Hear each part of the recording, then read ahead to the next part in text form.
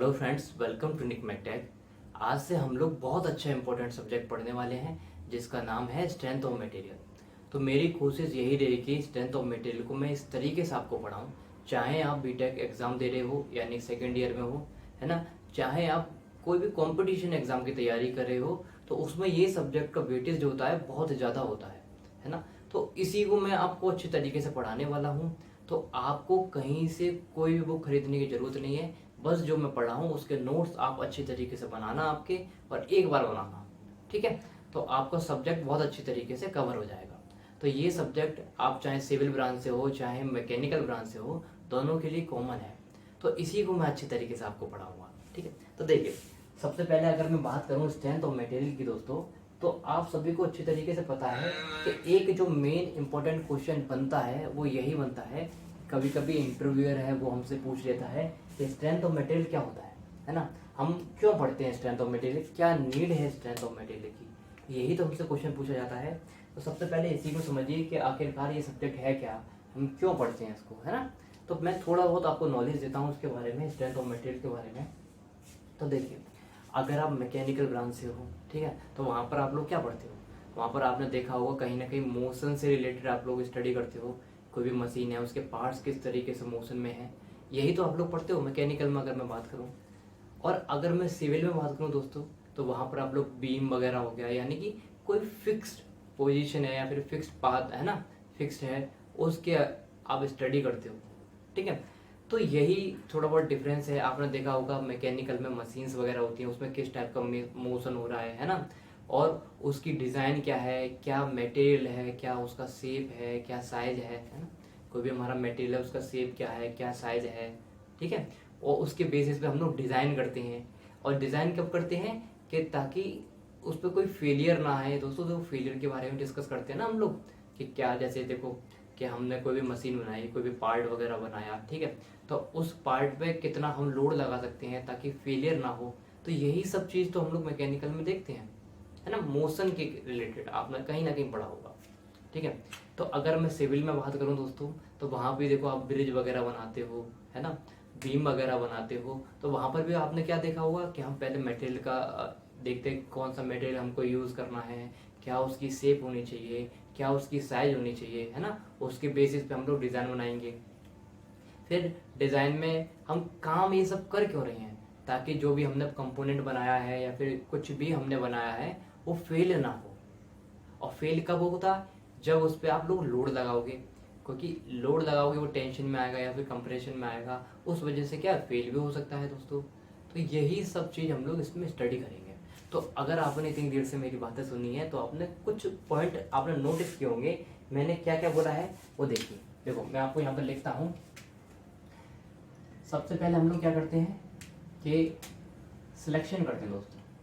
क्या करते हैं, सिलेक्शन करते हैं, सिलेक्शन ऑफ मटेरियल, है ना। मटेरियल का सिलेक्शन करते हैं, उसकी शेप क्या होनी चाहिए दोस्तों, ठीक है, साइज क्या होना चाहिए, ये पहला अगर हमने देखा। सेकंड अगर मैं दोस्तों इसमें बात करूं, तो सेकंड पॉइंट हमने क्या देखा कि हम डिज़ाइन को लेके, है ना, सेफ डिज़ाइन दोस्तों। कैसे डिज़ाइन, सेफ डिज़ाइन, ठीक है। क्या उसकी सेफ डिज़ाइन है, यानी कि थ्योरी ऑफ फेलियर, है ना, कि कब उसका फेल होगा, वो इन सब चीज़ों के बारे में हम लोग देख रहे हैं ना दोस्तों। और क्या देख रहे हैं कि ये हम लोग देख रहे हैं। और मैंने क्या बात करी दोस्तों, आपने सुना होगा, हमने बात करी लोडिंग के बारे में कि लोडिंग क्या है, ठीक है, कौन कौन से लोड लगेंगे या फिर टाइप ऑफ लोडिंग आप लोग देख सकते हो। तो इन सब चीज़ों के बारे में हम लोग अभी मैंने आपको बताया। तो दोस्तों देखो, इन सब चीज़ों के बारे में ही हम लोग इसमें स्टडी करते हैं।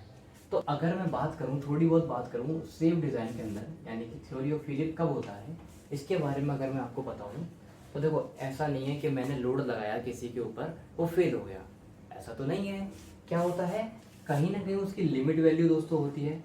क्या होती है, लिमिट वैल्यू, यानी कि एक उसकी वैल्यू होती है, लिमिट वैल्यू होती है, वहां तक तो लोड सह सकता है। अगर उसकी लिमिट वैल्यू एग्जिट करी या फिर एक्सीड हुई, उससे ज़्यादा हुई, है ना, मतलब एक बीम है, मान लो वो कैपेबल है 1000 यानी कि या फिर 100, मान लो 100 किलो न्यूटन का फोर्स सह सकता है एक बीम, ठीक है। तो वो उसकी क्या होगी, उसकी लिमिट वैल्यू होगी दोस्तों। तो अगर 100 किलो न्यूटन से ज़्यादा आप लोड लगाओगे तो क्या देखने को मिलेगा, हमको फेलियर देखने को मिलेगा। तो वही चीज़ है दोस्तों limit value.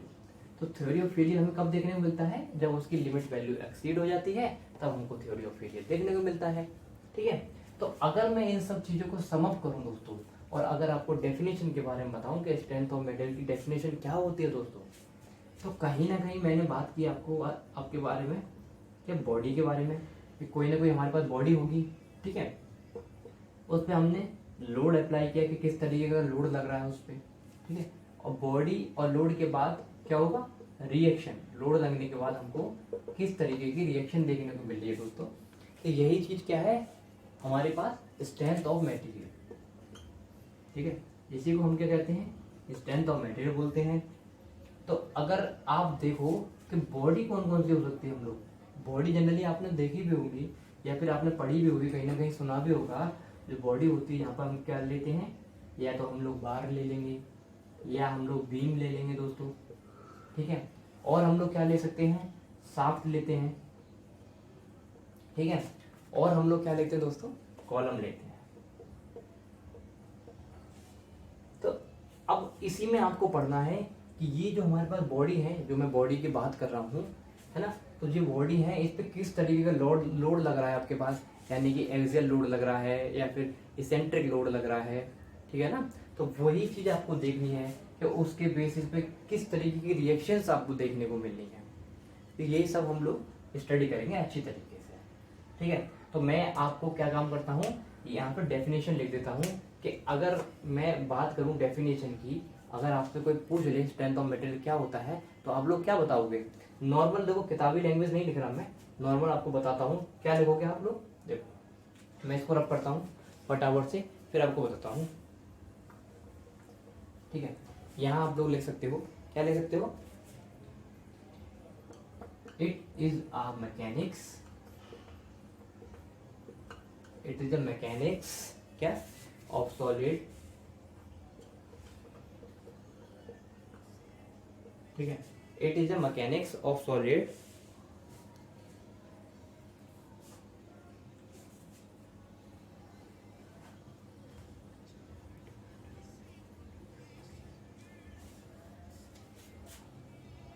in which we apply different type of load, different type of load on different type of bodies, ठीक है। ये आप लोग लिख सकते हो कि it is a mechanics of solid in which we apply different type of load on different type of body to get its reaction of the body, ठीक है। क्या लिख सकते हो, to get its reactions of the body, ठीक है। बहुत simple तरीके से आपको लिखना है, कुछ नहीं लिखना, कि हमारे पास बॉडी है ना, उस पर किस तरीके का लोड लग रहा है और उसके बेसिस पे क्या रिएक्शन हमको देखने को मिल रही है। तो यही स्ट्रेंथ ऑफ मटेरियल है। तो वही चीज मैंने यहाँ पर लिख दी, it is a mechanics of solid in which we apply different type of load on different type of bodies, ठीक है, to get its reaction of. दोस्तों अब हम बात करते हैं बॉडी के बारे में कि कौन कौन सी बॉडी हम लोग पढ़ेंगे जनरली, है ना। तो देखिए यहाँ अगर मैं बॉडी के बारे में बात करूँ डिटेल में, देखिए बॉडी कौन कौन सी होती है, पूरे 100 में हम जनरली पढ़ेंगे 3 टाइप की ही बॉडी पढ़ेंगे। वो क्या है, पहली तो इलास्टिक बॉडी दोस्तों, ठीक है। सेकंड अगर मैं बात करूं तो कौन सी पढ़ेंगे हम लोग, प्लास्टिक बॉडी।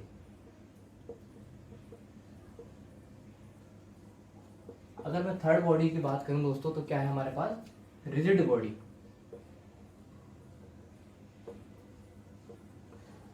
तो आप ये समझिए कि आप सभी को पता है कि इलास्टिक बॉडी क्या होती है, कि अगर हमने किसी पर भी लोड लगाया, ठीक है, कोई भी बॉडी के हमने कोई भी मटेरियल है या फिर कोई भी हमारे पास ब्लॉक है उसके ऊपर हमने लोड लगाया, लोड जब हमने हटाया तो वो क्या करती है, अपनी original shape and size regain करने की कोशिश करती है। तो अगर मैं इसमें शॉर्ट में लिखना चाहूँ तो क्या लिख सकता हूँ, which regain its original shape and size. ठीक है, कब, आफ्टर रिमूविंग द लोड। ये हमारा इलास्टिक बॉडी होती है। तो यहाँ पर दोस्तों ये रिमूविंग द लोड बहुत इंपॉर्टेंट है। आप एक चीज को समझिए, मान लो हमारे पास ये बॉडी है, यहाँ मैंने क्या लोड लगाया दोस्तों, मान लो यहाँ पर मैं लोड लगाया, देखो यहाँ पर करने के बाद यहाँ लोड लगाया, ये बॉडी इस तरीके से बेंड होगी लोड लगने के कारण।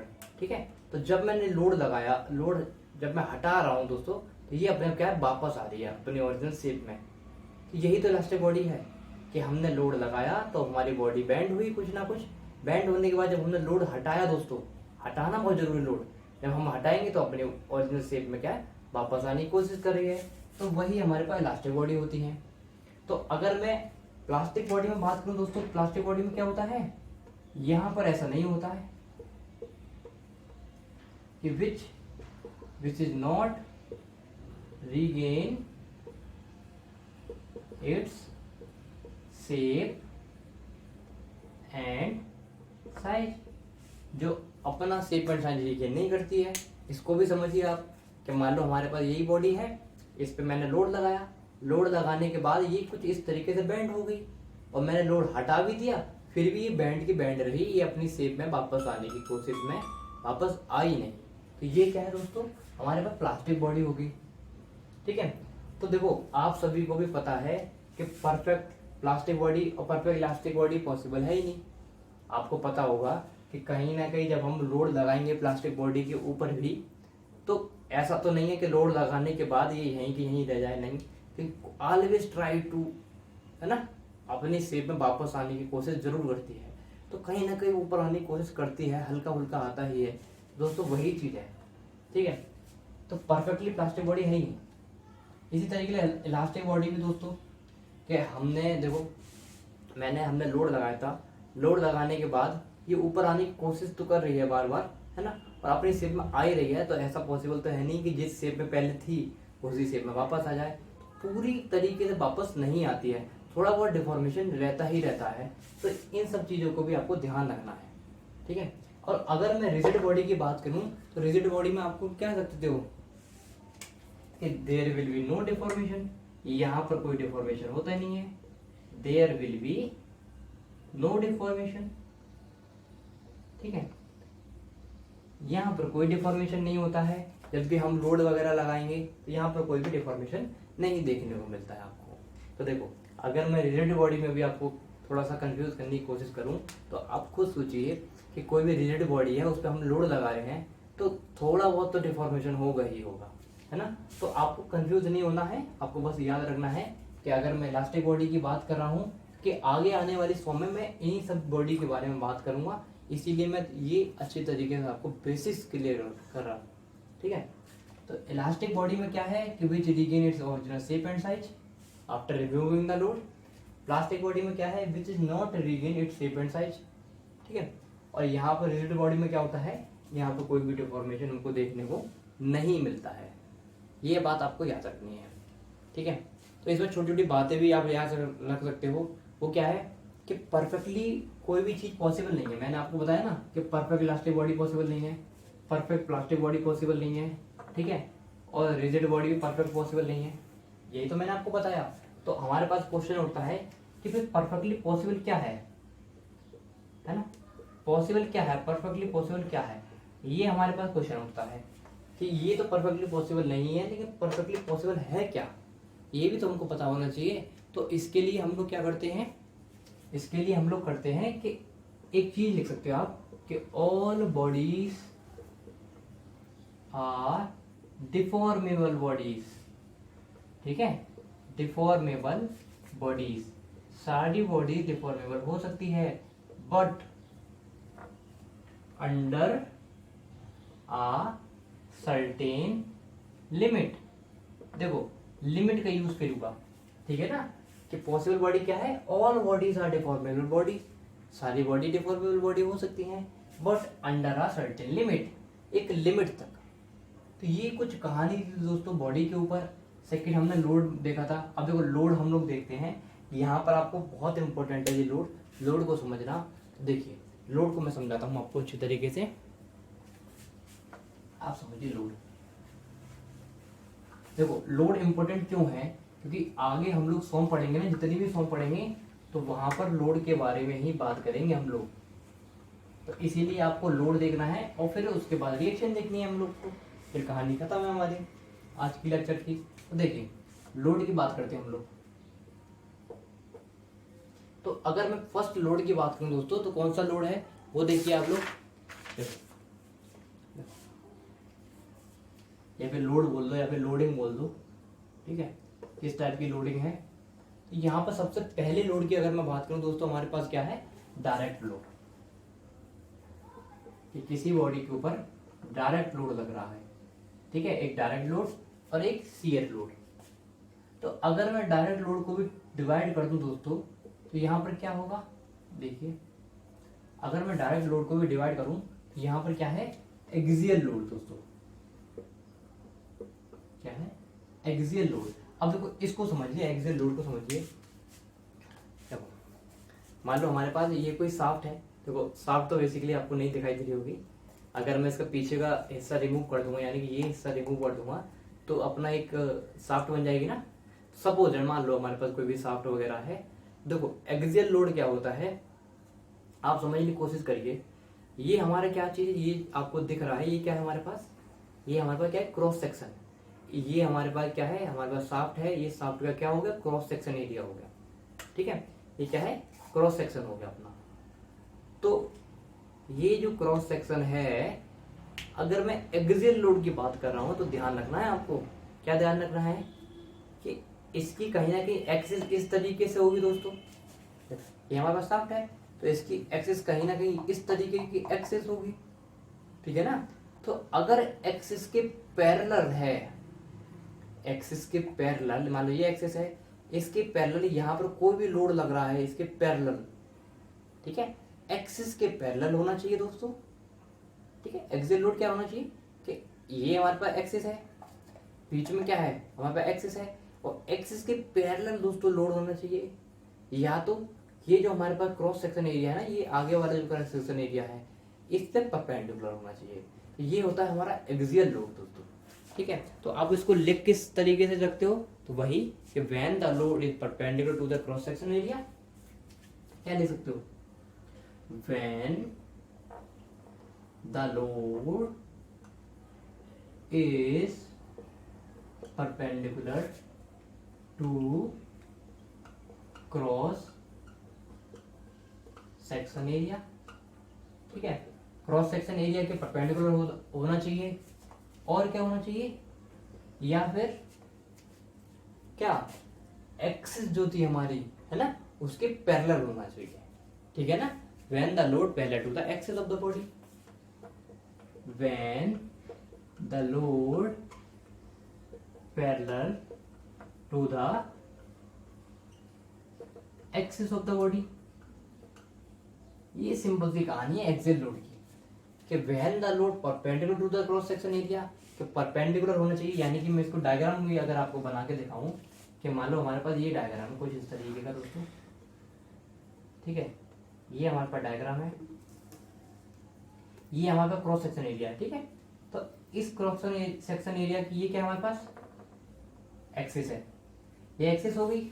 तो लोड क्या होना चाहिए, कि लोड कहीं भी लगे, लोड चाहे यहाँ लगे चाहे यहाँ लगे, कहीं भी लगे, लेकिन जो एक्सिस है इसके क्या होना चाहिए, वो पैरेलल होना चाहिए, एक्सिस है ना, इसके पैरेलल होना चाहिए।